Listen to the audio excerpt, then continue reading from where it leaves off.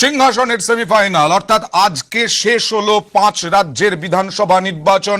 এরপরে বুথ ফেরত সমীক্ষা, সেই বুথ ফেরত সমীক্ষা আরো একবার আপনাদের সামনে তুলে ধরবো আমরা বিভিন্ন সূত্র মারফত যা যা আমাদের কাছে তথ্য এসেছে।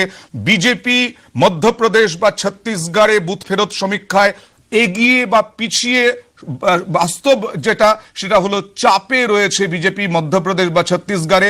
রাজস্থানে বিজেপির আসার সম্ভাবনা নেই এমনটাই দেখা যাচ্ছে। এবং এ রাজ্যে এই যদি অবস্থা হয় তাহলে এ রাজ্যে কি বিজেপির রথযাত্রা সম্ভব আগামী দিনে? কি হবে দেখা যাক। মধ্যপ্রদেশে ইন্ডিয়া টুডে অ্যাক্সিস বলছে 102 থেকে 120 বিজেপি, কংগ্রেস 104 থেকে 122, অন্যান্যরা 9 থেকে 11 সম্ভাব্য আসন। অন্যান্য